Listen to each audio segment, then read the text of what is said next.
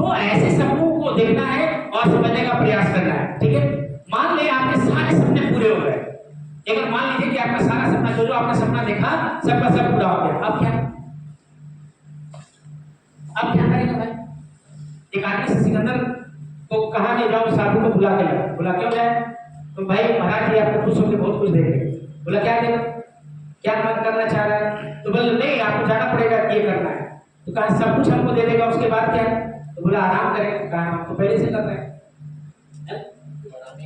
तो आप चाहते क्या है? सबसे बड़ा इंपॉर्टेंट है कि आप करना क्या चाहते हैं। क्या आपने अपने मानव क्षमता का पूरा पूरा इस्तेमाल करने किया? क्या भगवान ने आपको इंसान बनाया है, क्या आपने वो पोटेंशियल में यूज किया? क्या एक ही सवाल मेरे मन में आता है कि हर क्षण को हम कैसे यूज कर सकते हैं, बेहतर तरीके से कैसे, एक एक मिनट का बेस्ट तरीके से हम इस्तेमाल करना चाहते हैं। तब बेस्ट जितना अच्छा से अच्छा हो सकता है। भाई ये मीटिंग से अच्छा हो ही रहा है, साथ साथ में रिकॉर्डिंग भी कर रहा है। वाह, यूट्यूब पे जाएगा, बहुत सारे लोगों का भला होगा। जब हम रहेंगे तब भी, ना रहेंगे तब भी, एक एक क्षण को कैद करते रहना। ये क्षण तुम वापस नहीं ला सकते, लेकिन इस माध्यम से ला सकते हैं, है ना? तो एक एक क्षण को आपको समझने का प्रयास करना है।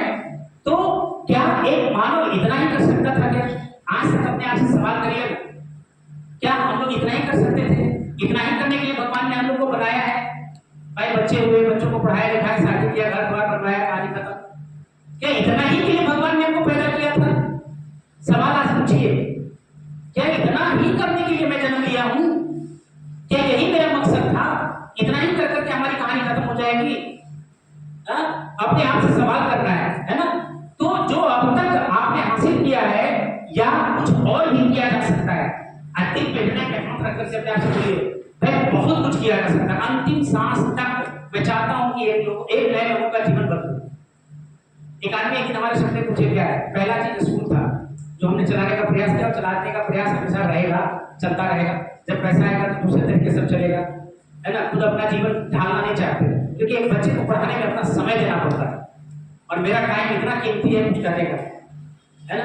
तो अब पैसे से स्कूल चलवा रहा है।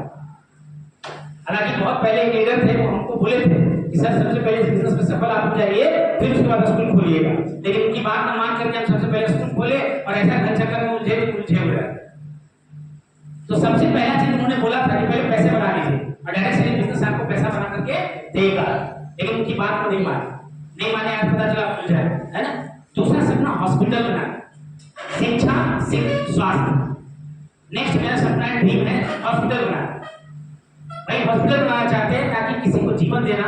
अभी देखिए 2-3 पेट हम लोग कुत्ता का पाले हुए थे, पैसे के अभाव में मरा और जानकारी नहीं रहने के अभाव में मरा। रात में पता चला कि उसका तबीयत खराब हुआ, सुबह देखकर दोनों मर गए, है ना? तो दर्द समझ में आता है, काश ये यदि मेरे परिवार के साथ होता तो क्या होता? तो कुत्ता था तो चलो भाई चल गया, लेकिन परिवार के साथ तो क्या होता? पैसे के अभाव में किसी का जान चला जाए कितनी बड़ी बात है। जानकारी के अभाव में किसी का जान चला जाए कितनी बड़ी बात है। कितने लोग ऐसे मरते हैं उनको सही तरह का पता नहीं होता है कि कौन सा डॉक्टर हमारे इस बीमारी का इलाज सही से कर पाए, है ना? तो अगला सपना है हॉस्पिटल करने का, हॉस्पिटल बनाना। तीसरा सपना है होटल्स बनाना। ऐसे होटल्स बनाना कि भाई किसी ने ये होटल बनाया होगा, जिसने हॉल बनाया होगा, उसको नहीं पता होगा कि सागर कुमार दिन आएगा और यहाँ पे मीटिंग करेगा और इतने लोगों की लाइफ को, जिंदगी को बदलने का प्रयास करेगा, नहीं पता होगा। तो ऐसे ही हम लोग काम करेंगे कि यहाँ पे भाई ऐसा होटल बना दे कि भाई कभी कभी अपना सब लोग आए और यहाँ से जीवन का उद्धार हो। वृद्धाश्रम, अनाथ आश्रम, विधवा आश्रम, मरने से पहले इतना ख्वाहिश है कि ये सारा कुछ करके हम चले जाएं। इसलिए टाइम कितना इंपॉर्टेंट है, और इतने सपनों को साकार करने के लिए कौन सा प्रोफेशन का बेस्ट है, कौन सा नौकरी हम करेंगे तो ये सपनों को साकार कर लेंगे? बताइए, कोई ऐसा नौकरी है क्या?